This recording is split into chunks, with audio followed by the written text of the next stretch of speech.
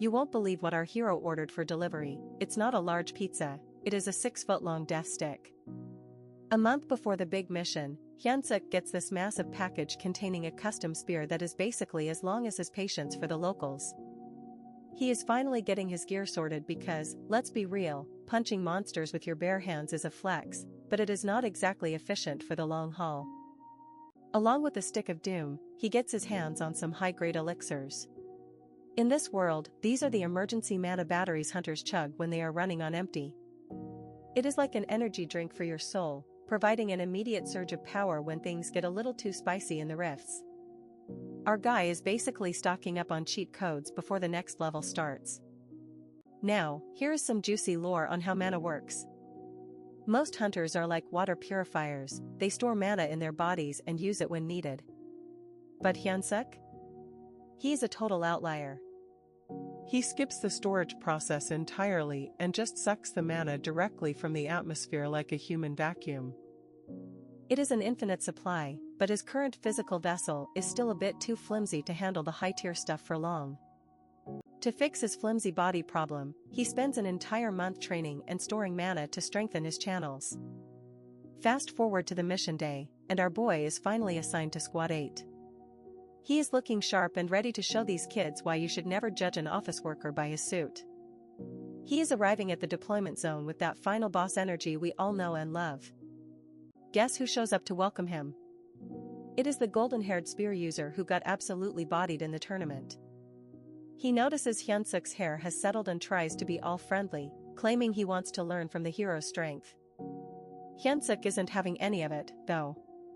He hits the guy with a sarcastic warning about chronic shoulder dislocations, basically reminding him of that embarrassing L he took. The commander gets on the mic for the official briefing, and it's basically a lecture on the hierarchy of the apocalypse. He explains the corrosion rift rankings, going from the basic dangerous class 1 all the way up to unclassified threats that keep world leaders awake at night. It is a lot of scary talk, but our hero is probably just wondering if they have a decent lunch menu on the island. The real red alert is the Alpha Rift. This is the primary gateway, the big mama that controls the area. The commander warns everyone to stay far away from the one located at the Northern Church because it is basically a death trap for rookies. Squad 8's actual job is much more boring: patrol the perimeter and clear out the smaller, annoying pop-up rifts that have been manifesting. They finally touch down on Gyodongdo Island, and the vibe is instantly rancid. The other hunters are literally shaking in their boots from the chilling energy in the air. Hyun-seok is just standing there thinking they are being way too dramatic. He has spent 20 years in actual hell, so a little spooky atmosphere is basically just a nice fall day for him. Since the others are too busy vibrating with fear, our boy steps up with a plan. He proposes setting up their base camp at Wagesa Temple. It is at a high elevation, giving them a perfect 360-degree view of the patrol zone. It is basic tactical common sense, but common sense is a rare drop in this genre, as we are about to find out. Enter the classic arrogant veteran hunter. This walking red flag starts mocking Hyun-seok's suggestion, refusing to take orders from some inexperienced rookie. He thinks his age means he knows everything, which usually means he is about to become monster food. He decides to split the squad, taking the real hunters with him and leaving the kids behind. One guy named Kim Min-jae decides to stick with Hyun-seok and Han Sang-ah. He claims he is worried about two rookies acting on their own, but let's be real, he probably sensed that following the angry veteran was a one-way ticket to a casket. Now we have got our main trio, ready to go scouting while the elites wander off to do whatever arrogant NPCs do. While they are out scouting, Hyun-seok's veteran senses go into overdrive. He detects a massive group of 50 monsters just chilling over a nearby ridge. 50. That is not a patrol, that is an invading army. He identifies their location with pinpoint accuracy, while his teammates are just standing there wondering if he is seeing ghosts or just showing off. Kim Min-jae hears the number 50 and immediately wants to take the longest detour possible. He is terrified, but Hyun-seok is already in extermination mode. Our hero points out the hard truth: they can't call for backup, because the other squads are way too far away patrolling the coast. If they don't handle this now, the monsters are going to have a rookie buffet. Instead of running, our boy starts prepping for a surprise attack.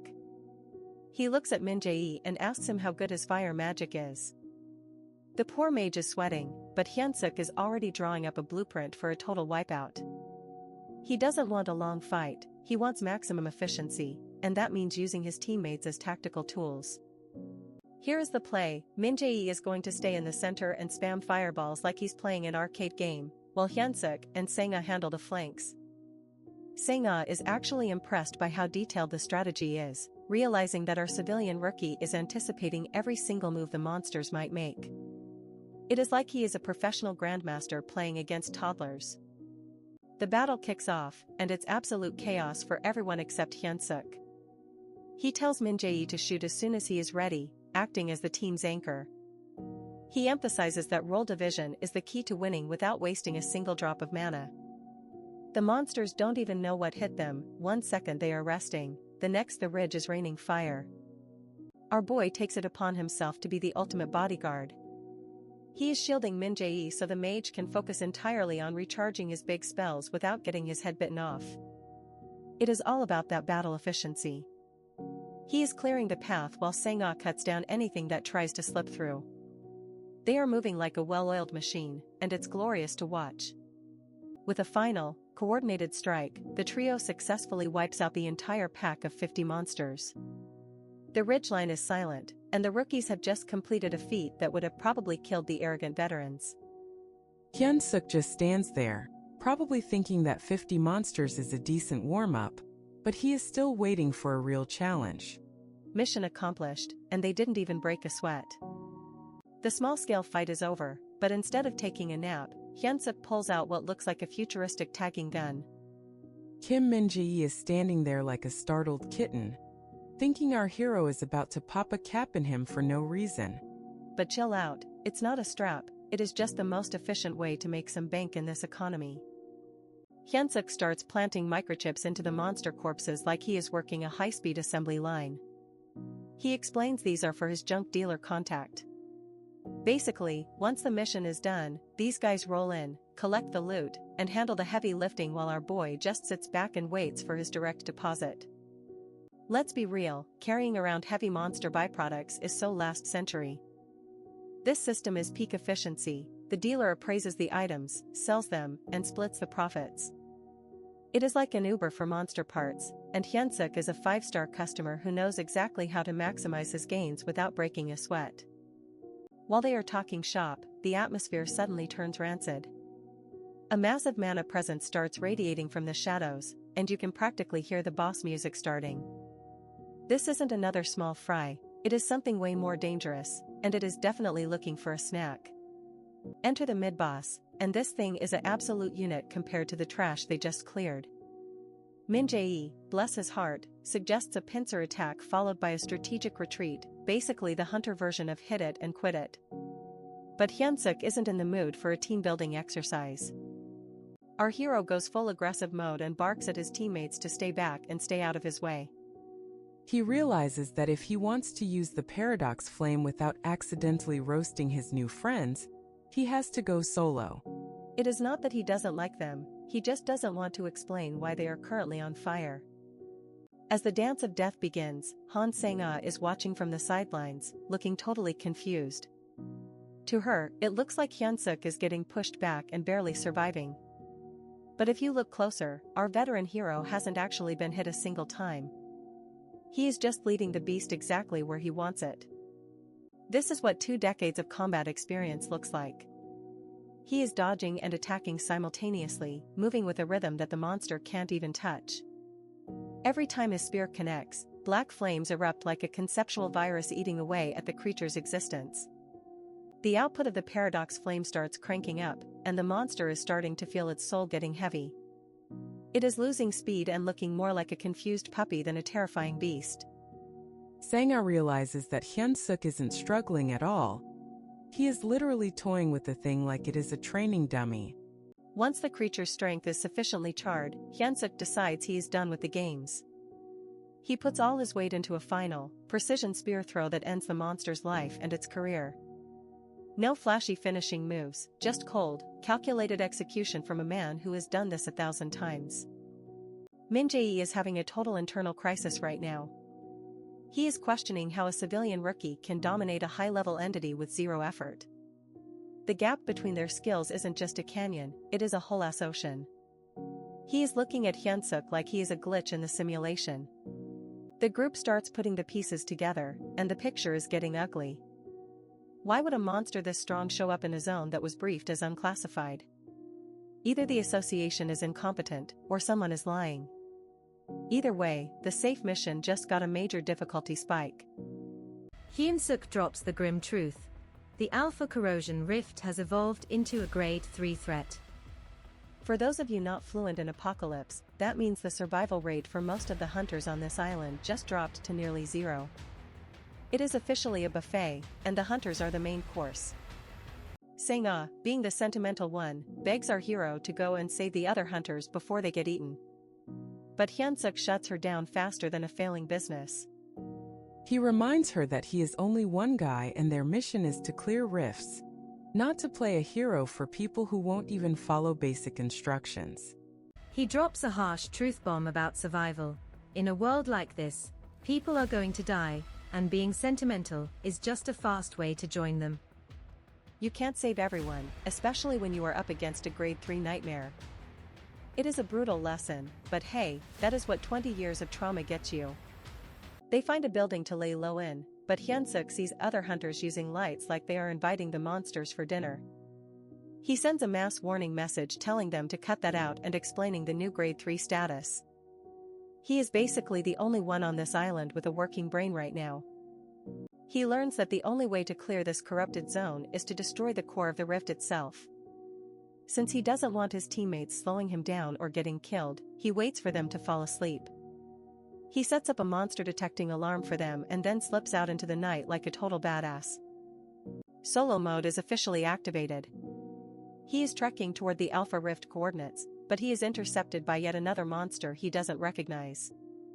The mission is getting more complicated by the second, and it looks like our hero is the only thing standing between this island and total annihilation.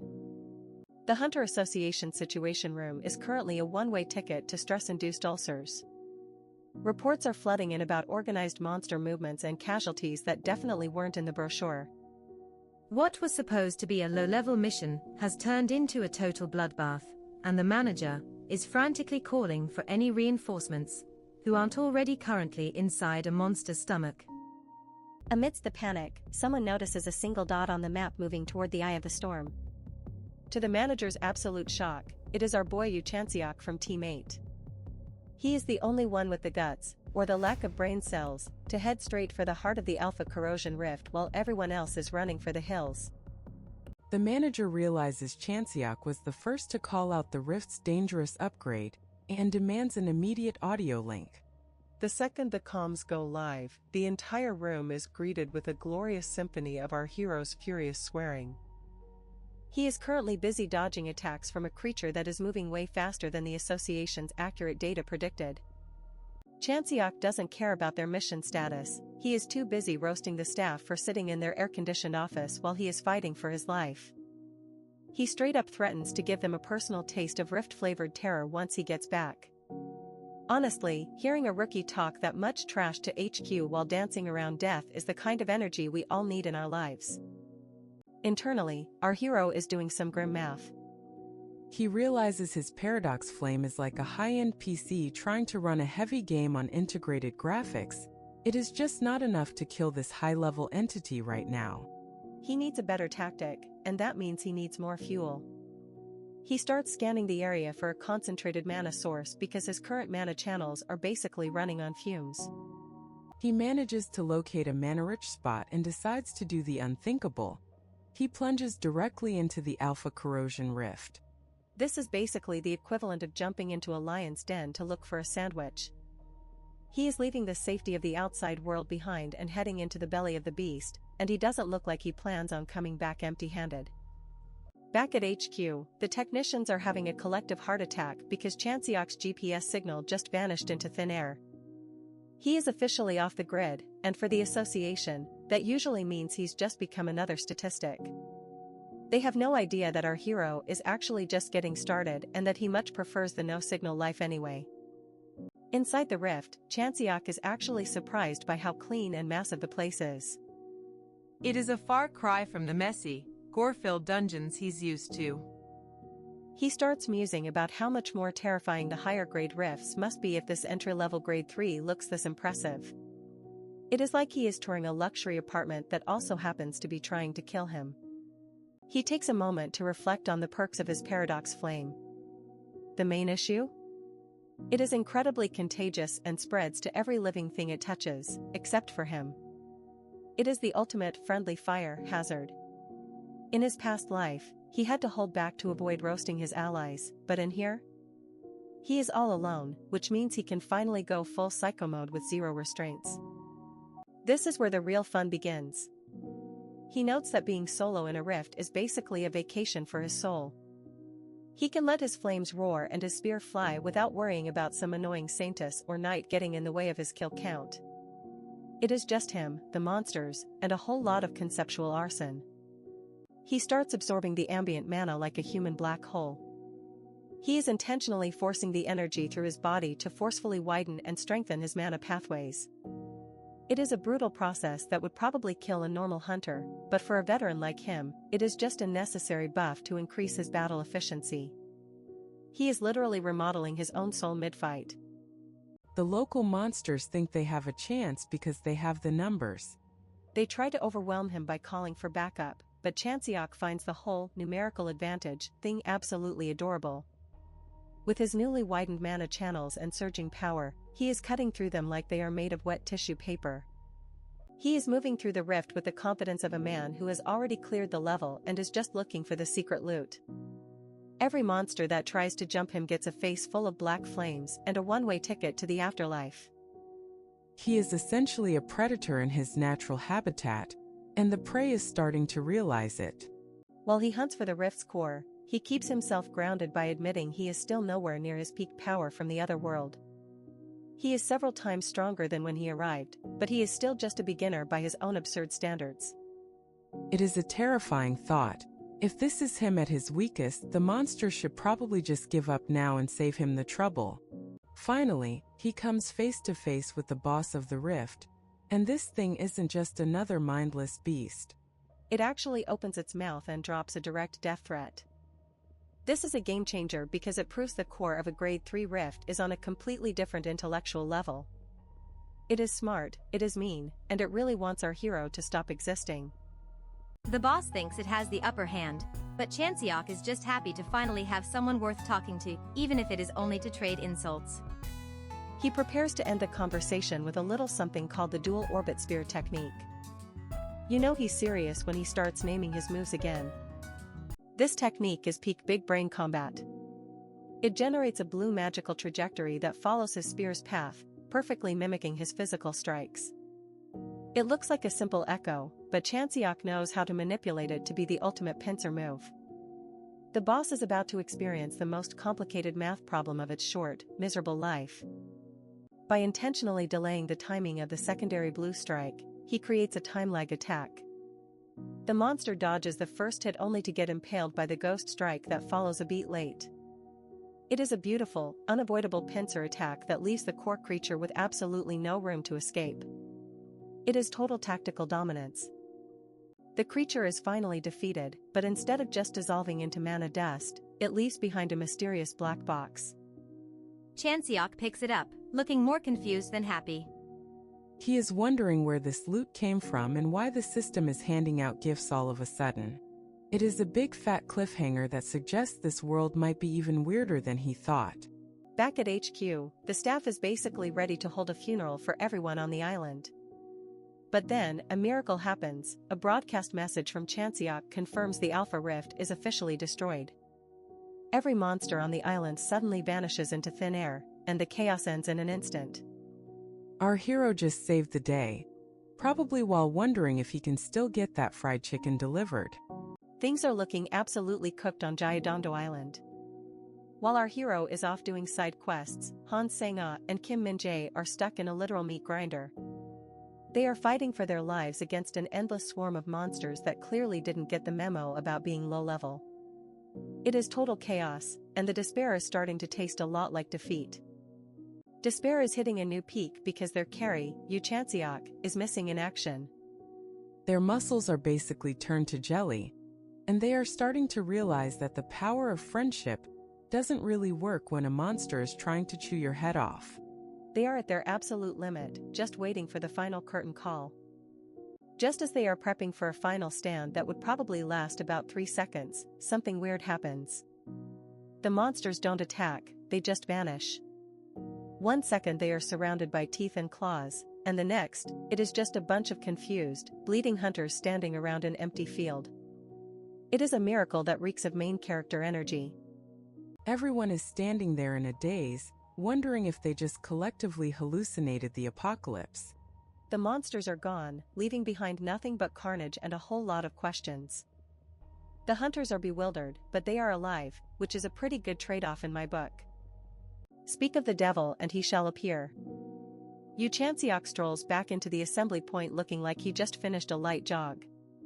He is checking out the mess like a bored landlord, acting like he wasn't the one who just nuked a grade 3 rift into oblivion. The casual vibe he is giving off is almost insulting to the people who were just dying. The peanut gallery is in total disbelief. They can't wrap their heads around how a single rookie, not a guild master, not a veteran, but a random guy in a tracksuit, handled a grade 3 corrosion rift solo. It is like watching a toddler win a heavyweight boxing match. The levels of impossible are through the roof right now. Time for some image management. Chan-seok puts on his best humble hero face, telling a shocked Han Sang-ah that he only did it because his heart broke seeing his fellow hunters in danger. It is a total Oscar-worthy performance. We know he's a beast, but he knows that appearing like a saint is the fastest way to get that legendary status. While our hero is busy working on his public persona, a corporate suit named Bayan Jongtae approaches him. He is a regional manager for the Korea Operating Corporation, and you know it's serious when the suits start crawling out of their offices. He is looking at Chan-seok like a gold mine that just walked out of a dungeon. The manager drops the big news: the mayor of Incheon personally wants a piece of his time. Chan-seok is already thinking about the digits on his next bonus check. He knows he just performed a feat that hasn't been seen since the first ever hunter, the Great Pioneer. Our boy isn't just a hero, he is a historical event in the making. Liaison Officer Lee Pilji is basically fangirling in the background, explaining how rare this solo grade 3 clear actually is. It is the kind of achievement that changes the entire power dynamic of the city. Chan-seok is being ushered into the corridors of power, probably wondering if the mayor's office has any snacks better than those monster elixirs. He walks into the office of Mayor Park Ji-yeon, who greets him with a smile that screams, "I need your approval ratings." The mayor is laying it on thick with the gratitude, admitting that Chan-seok's solo run saved the city a massive financial headache. Apparently, hiring high-ranking guilds is way more expensive than one motivated rookie. The mayor starts launching into this long, patriotic speech about Incheon being a global hub and bragging about the city's infrastructure. It is peak political theater. He is trying to build a vibe of "we are all in this together," but Chan-seok is just staring at him like he's watching a boring documentary on double speed. Then comes the test. The mayor gets all serious and asks Chan-seok what his true purpose is for being a hunter. It is the classic trap question designed to see if the hero is a selfless saint or a greedy mercenary. But our guy doesn't do scripts. He is about to drop a truth bomb that will leave the mayor speechless. Chan-seok hits him with the grittiest response possible. He compares being a hunter to diving into filth to unclog a toilet that is spewing waste. It is not about glory or shiny armor, it is about doing the nasty jobs no one else wants to touch. It is a blunt, blue-collar take on heroism that completely short-circuits the mayor's polish. The mayor tries to recover, warning that many hunters get intoxicated by fame and fortune and lose their way. He talks about Korea being the last sanctuary on Earth and hopes Chan-seok will stay a symbol of hope. It is a nice sentiment, but our hero can see the political strings attached from a mile away. Chan-seok decides he's done playing nice. He directly calls out the mayor's tanking approval ratings and exposes the whole plan to use his fame for a difficult re-election. It is a total power move.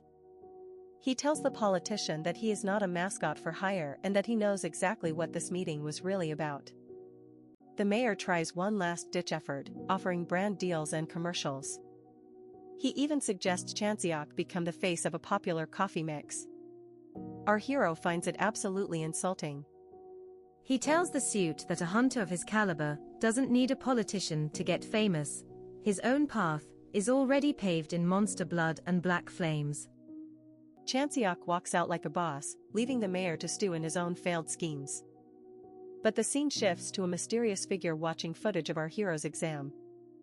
This enigmatic observer is staring at the black flames, acknowledging that while the test on the island failed, they have found something far more interesting, an incredible, dangerous talent.